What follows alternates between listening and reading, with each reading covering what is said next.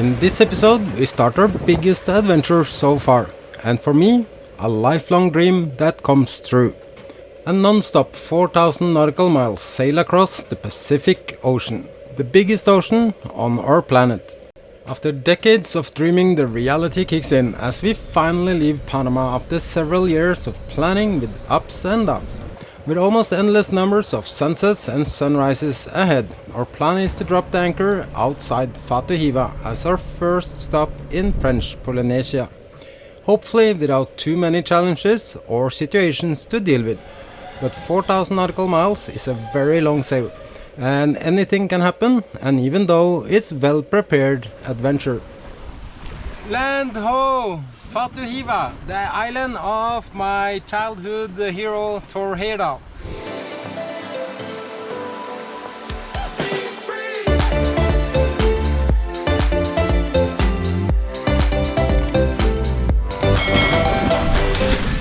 In the previous episode we had a race against the clock to be done with as much as possible before checking out of Panama.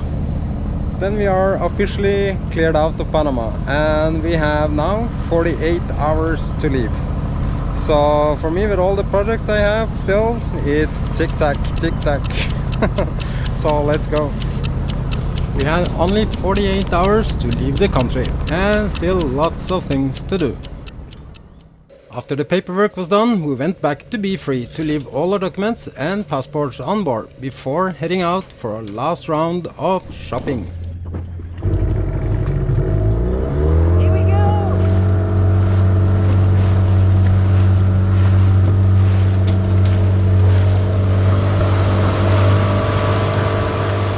Realizing we did not get time to buy and to do everything we wanted before departure, we have had to be pretty hard on our priorities.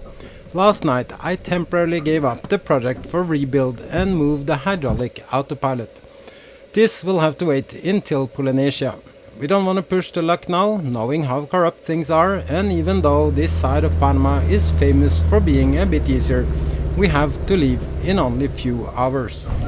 So our last shopping, we actually formally checked out of Panama and we have to leave in 2 hours. So what do you say, G? Do you think we will make it? I hope so.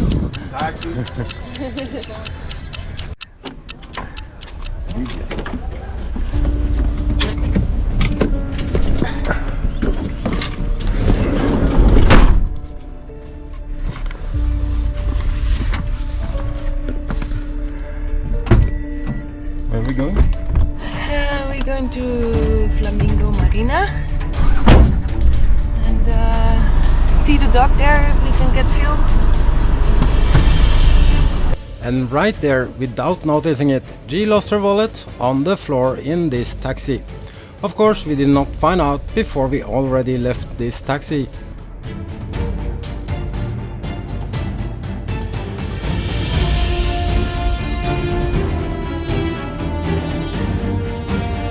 Can you imagine the feeling of a lost wallet only hours before departure? In a taxi in a country famous for more gangsters than people, and so corrupt beyond your imagination.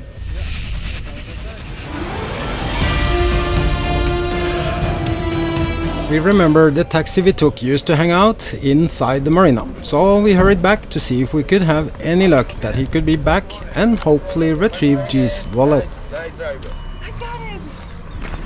Right now, no problem. Hey, Pichu. Si you... My taxi friend. del área. Yeah. Taxi del área. Taxi del área. No problem. Yeah. No problema. Other taxi, money. So we managed to find the same taxi and retrieve G's wallet. How epic is that? Whew. And just 1 hour before we leave. So how much dollars was in the pocket?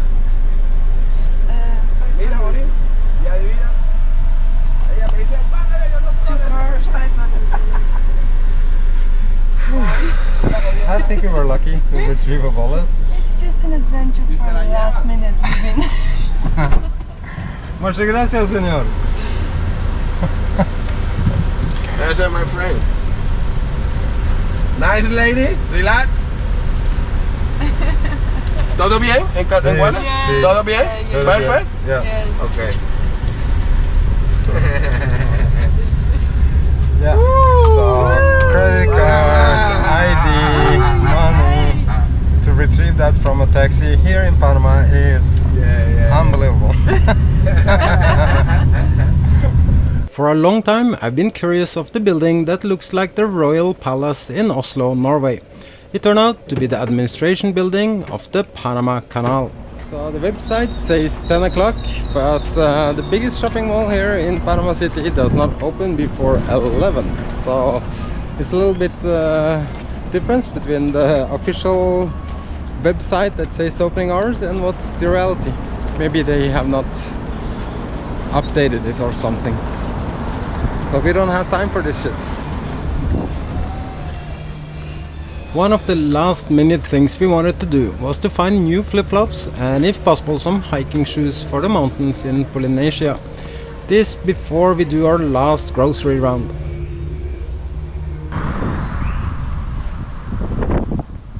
And waiting for a taxi. That's it, that's diesel, and we are out of here.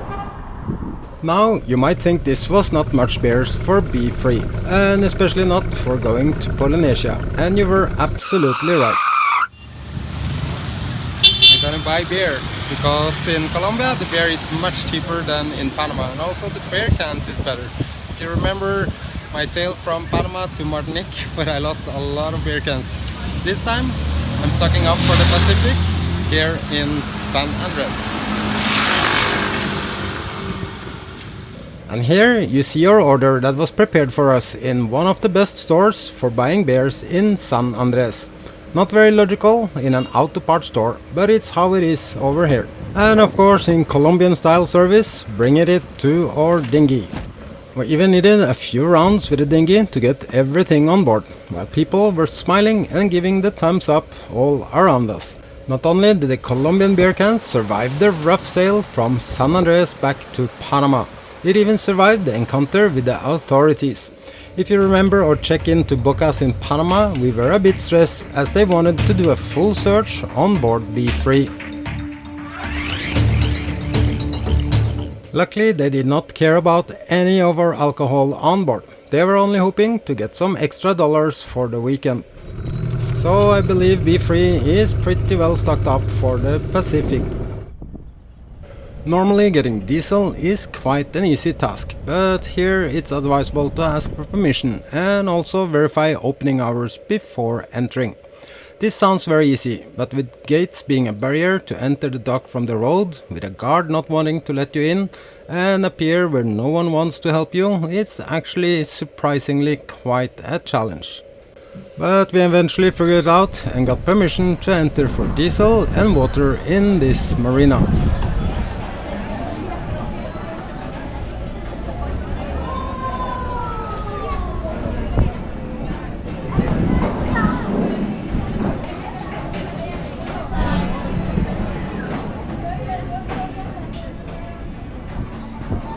Unfortunately, this is our last stop, and of course they were sold out of petrol. A bit of a bummer, as we need this not only for our outboard, but also for our backup Honda generator. We've been filling up diesel, stocking up a little bit, so it was around $740 US. And we asked to take some water, and we have to pay for the water. Well, that's okay, I guess fair enough, but normally when you fill a lot of diesel you get the water for free. But that's not the worst part. We're not even halfway filling up the water and we're gonna pay for it, but they asked us to leave because they need the space for another boat. And I tried to explain, we are crossing the Pacific and would like to stock up with water. We have water maker, but we want to have full tanks before we leave. So yeah, service in this marina, 1 star. On the Pacific side of Panama, sailors are not very welcome, and as a heads up, if you are heading this way, don't expect to find any bits and parts you need for a sailboat. Everything in Panama is about sport fishing and motorboats, so better have everything sorted out before coming this way.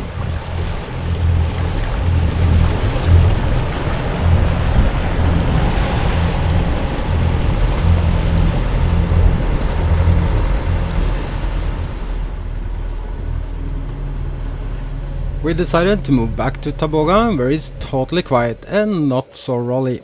We are making dinner and getting everything in place, and stowing away the dinghy for the next weeks to come. How long this sail gonna take depends entirely on the wind, and ideal would be to wait a week, as it's very light winds ahead. But we have to leave, and this is one of the challenges, not only because of visa rules, but also when checking out is such a complicated process where you really never know how much it's gonna cost and how long time it's gonna take. So my friendly advice is to use agent, as it saved us lots of hours and money this time.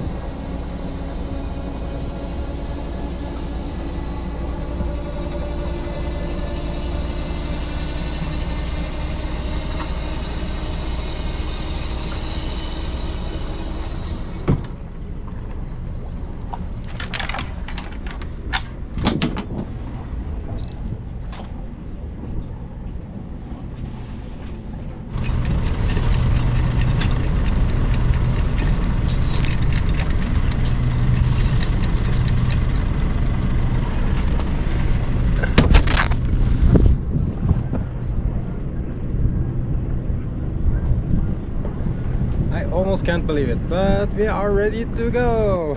So now we are taking up the anchor, which means we are starting on our crazy long sail over the Pacific Ocean. So we're gonna do non-stop from Panama to the Marquises Island. We're taking up the anchor. Finally. We are leaving. We are leaving. Panama. We live in Panama. Yes. Finally, the moment is here. Be Free is starting her journey at the largest and deepest ocean on our planet, with its surface area of 165,250,000 square kilometers, with an average depth of 4,280 meters and a max depth of 10,911 meters.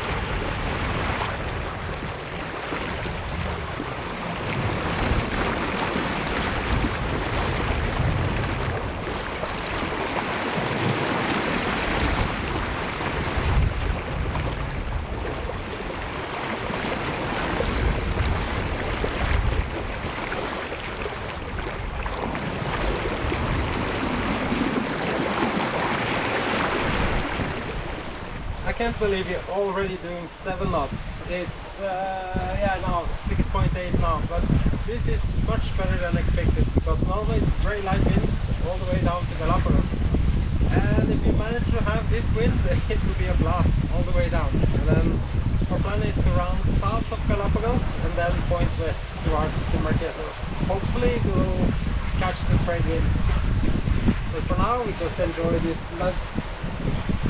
magical sunset and to be out sailing. Phew! It's epic. Are you having fun?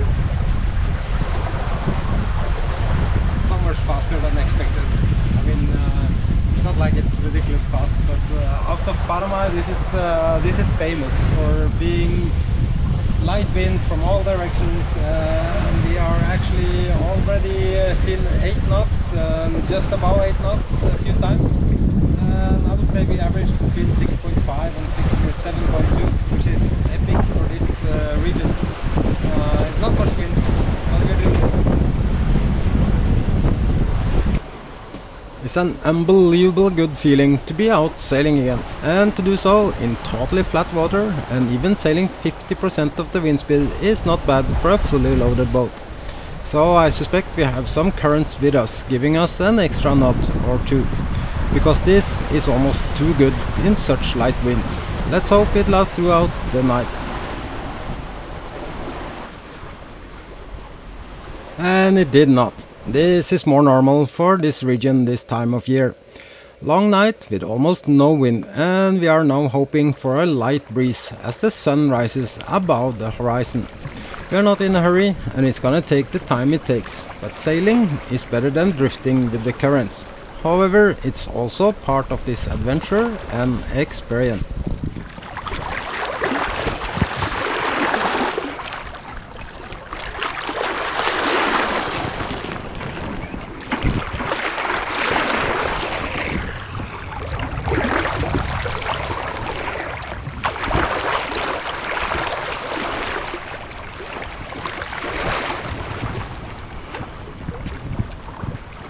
With the sunrise, it's also daylight, and with the wind now straight from the aft, it's plain flat downwind sailing. It's supposed to be more wind soon, with risk of squalls, so I prefer to see if we can fly 2 Genoas wing on wing, as it's easy to furl in when the squalls arrives from nowhere.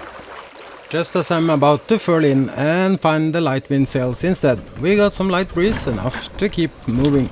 Still being in the Gulf of Panama, I know weather is very unstable, and just like on the Caribbean side, really strong winds can come out of the blue as a fast surprise. Meanwhile, just chilling and taking as much rest we can after a hectic start. And with Starlink on board, it's almost surreal to be able having video calls with friends and family out here at the deep blue Pacific. And it did not take long before this beautiful day changed character, and just as expected within the blink of an eye. From light winds to gusting 30s and lots of rain. So I was happy that I trusted my decisions and not fell for the temptation of flying a light wind sail yet.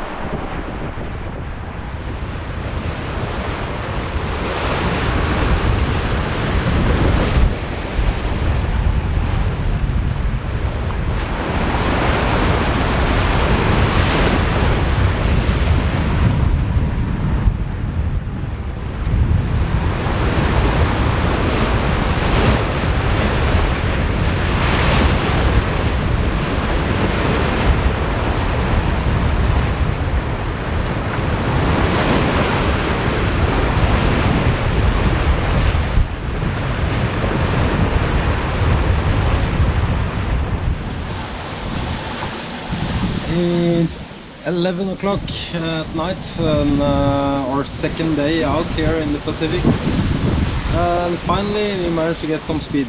It's been a very slow start, and now we position ourselves where we knew it was going to be some wind, and if we are lucky we will have this for at least a day, maybe even more.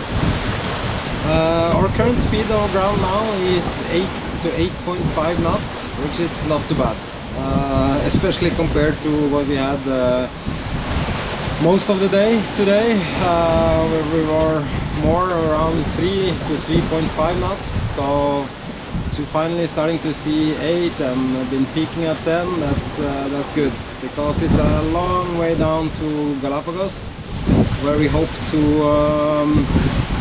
hit the trade winds and have a nice ride from there out towards Marquises. So, but this looks very good. I mean, it's quite surprisingly flat ocean. A little bit rolly is what you expect when it's downwind sailing, and this is quite good actually. And with only Genoas, we could adjust to an average wind around 20 knots with gusts to 30 without stressing up and down and in and out with sails. After all, it's a long sail and we have just started. We're gonna sail south of Galapagos and then point more west-southwest towards French Polynesia and Fatu Hiva, that's part of the Marquises Islands. My mindset as a skipper here is this is a marathon and not a sprint. For boat and for crew, it's important to last all the way. And for me, the reality is I'm suddenly inside my longest lasting dream. Once this passage is over, my dreams has not only come true, it has moved over to history. A memory of achieving the goal and dream of crossing the Pacific.